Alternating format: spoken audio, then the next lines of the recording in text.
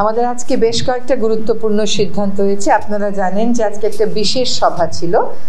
এই যে ধর্ষণগুলো হচ্ছে, মাগুরায় হয়েছে, বরগুনায় হয়েছে, দেশের অন্যান্য জায়গায় হয়েছে। আপনারা সকলেই জানেন মাগুরার শিশু কিভাবে ধর্ষণের শিকার হয়ে মৃত্যু বরণ করলো।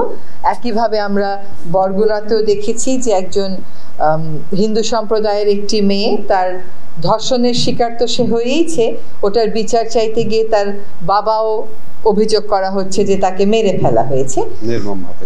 এবং এইগুলো সবকিছু বিবেচনায় রেখে আজকে আমরা নারী ও শিশু নির্যাতন দমন আইন যেটা আছে 2000 সালের, সেখানে বেশ কিছু গুরুত্বপূর্ণ সংশোধন আইন মন্ত্রণালয়ের পক্ষ থেকে উত্থাপন করা হলে আমাদের ক্যাবিনেট সেটা নীতিগত অনুমোদন দেয়।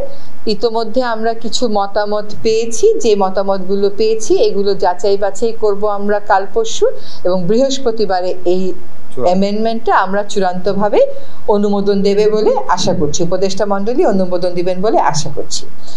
আমাদের এই ধর্ষণের বিচারের ক্ষেত্রে বিলম্ব হওয়ার একটা বড় কারণ হচ্ছে পর্যাপ্ত পরিমাণ ডিএনএ ল্যাব না থাকা। এই মুহূর্তে একটি মাত্র আছে। আজকে সিদ্ধান্ত হয়েছে যে আমরা এবং চট্টগ্রামে এবং রাজশাহীতে দ্রুততার সাথে আরও 2টা ডিএনএ ল্যাব স্থাপন করব। আরেকটা সিদ্ধান্ত হয়েছে যে বিশেষ জুডিশিয়াল সার্ভিস কমিশনের মাধ্যমে দ্রুত কিছু সংখ্যক বিচারক নিয়োগ দেওয়ার প্রক্রিয়া শুরু করা হবে, যাতে করে ধর্ষণ সহ অন্যান্য মামলার বিচার প্রক্রিয়া ত্বরান্বিত করা যায়।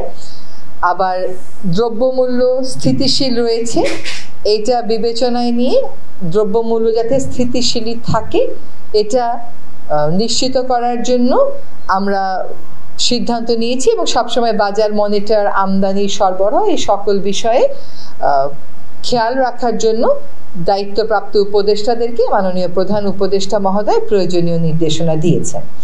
আমরা আরও লক্ষ্য করছি যে মাজার ভাঙার নামে একটা নৈরাজ্য চলছে। এতদিন সরকার মাজার ভাঙার বিরুদ্ধে রিঅ্যাক্টিভ অবস্থানে ছিল, গ্রেফতার হয়েছে, দোষী ব্যক্তিদেরকে আইনের মুখোমুখি করা হচ্ছে, কিন্তু এখন সরকার সকলের উদ্দেশ্যে সতর্ক করে দিয়ে বলতে চায় যে এই মাজার ভাঙার ব্যাপার সরকার আর কোনোভাবেই গ্রহণ করবে না, এবং সকলকে এই ধরনের কর্মকাণ্ড থেকে বিরত থাকতে অনুরোধ করা হচ্ছে, নতুবা তাদের বিরুদ্ধে কঠোর থেকে কঠোরতম আইনি ব্যবস্থা গ্রহণ করা হবে।